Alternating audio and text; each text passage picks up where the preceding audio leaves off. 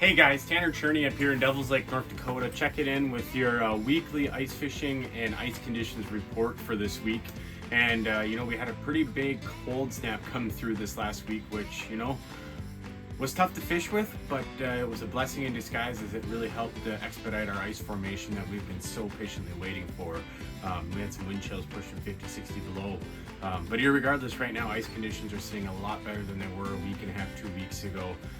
Throughout the basin, we're probably looking at 10 to 16, upwards of 18 inches in some of the shallower spots.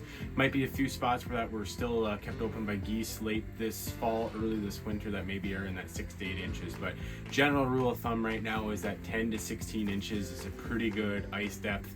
We're starting to see guys move around with side-by-sides in a lot of places. Some half-ton pickups starting to show up in some of the areas that are over a foot. As always, if you're venturing out to a new spot and you don't see that people have already been out there, take your time. Plan ahead. If you're going to be going for that early morning walleye bite, try to get out there a little bit earlier than you normally do, just to give yourself that time to check those ice conditions. And as always, try not to cross pressure ridges. We do have a lot of good ice out there, and it does get a little weak when you get near those ridges, so just be cautious of those. As far as the perch bite's been, aside from some negative days with this cold front that came through, the perch bite has actually been pretty fantastic to kick off the new year. We're finding a lot of these jumbos out in the basin in that 25 to 35, upwards of 45 feet of water. There's been a good bite out in Creel Bay. I know the east end of the lake and Minnewacan Flats have also had a good perch bite. It's just been depending on what time of the week or day that bite is active, on which side of the lake it is. Again, be prepared to hole hop. We haven't been able to fish a lot outside with the current conditions, so it looks like there's a little bit of warm up in the future coming that'll make us be able to get outside of these houses and drill some holes and scout around for those perch.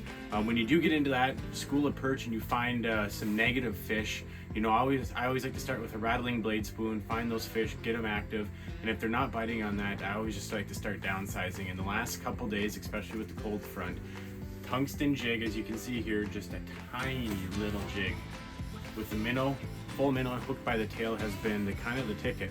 And what I like to do is, especially if I'm fishing in a house like this, I like to have a couple holes popped, one for a jig and spoon, maybe a tip up inside there, and then have a couple dead sticks with the full minnow, and it seems like you'll get those fish to commit. When it comes to walleye fishing, as Jared touched on last week, the walleye bite still has been fairly shallow, up into about anywhere from 4 or 5 feet out to about 15, maybe 20 foot. And contrast to the perch, the walleyes are very structure driven right now. So you're going to want to find that old lake shoreline, submerged roads, those rock piles, some of those old new weed growths from this fall.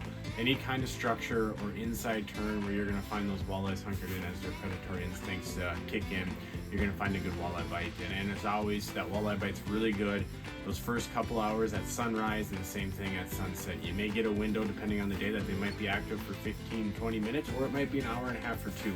So patience is a virtue, and when it comes to walleye fishing, I like to use buckshots or the clam blade spoons with a minnow head on there. Fire Tiger, Wonder Bread, and Gold Colors have been working well for me this winter. So good luck this weekend, stay safe, keep the lines tight, and we'll see you next week.